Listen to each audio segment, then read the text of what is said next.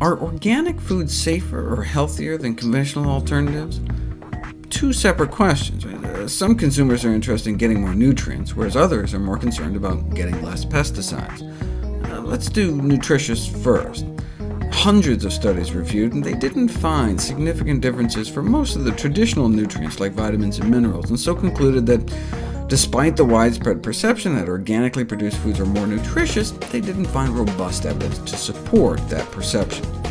They did, however, find higher levels of phenolic phytonutrients. These so-called secondary metabolites of plants are thought to be behind many of the benefits ascribed to eating fruits and vegetables, and organic fruits and vegetables have between 19 and 69% more of a variety of these antioxidant compounds.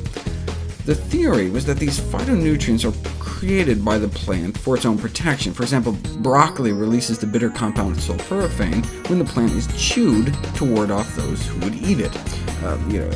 Bugs take a bite and be like, ew, this tastes like broccoli. But pesticide-laden plants are bitten less by bugs, and so may be churning out less of these compounds, whereas plants raised organically are in a fight for their lives and necessarily have to produce more protection. That was the theory anyway, but we don't have good evidence to back it up. More likely it has to do with the fertilizer. Plants given high-dose synthetic nitrogen fertilizers may divert more resources to growth rather than defense. These antioxidants may protect the plant, but what about us?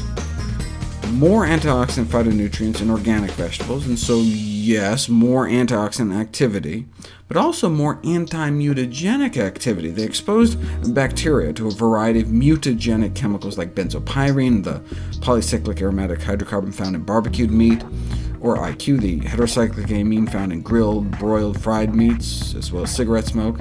And there were fewer DNA mutations in the Petri dishes where they added organic vegetables compared to the Petri dishes where they added conventional vegetables. Preventing DNA damage in bacteria is one thing, but what about effects on actual human cells? For example, yes, organic strawberries may taste sweeter and better and have higher antioxidant activity and more phenolic phytonutrients, but let's stack them up head-to-head against human cancer cells. Extracts from organically grown strawberries suppress the growth of colon cancer cells and breast cancer cells significantly better than extracts from conventional strawberries. Now, this was dripping strawberries directly onto cancer cells and growing in a lab, but as we saw, there are real-life circumstances in which strawberries come in direct contact with cancerous and precancerous lesions, reversing the progression of esophageal cancer, and so presumably organic strawberries would work even better, but they weren't tested. So although in vitro studies showed higher antioxidant and higher anti-mutagenic activity as well as better inhibition of cancer cell proliferation, clinical studies on the impact of eating organic on human disease simply haven't been done. And based on antioxidant phytonutrient levels, organic produce may be considered 20 to 40% healthier, the equivalent of adding 1 or 2 servings worth to a 5-a-day regimen, but organic produce may be 40% more expensive. So for the same money, you could just buy the extra servings worth of conventional produce.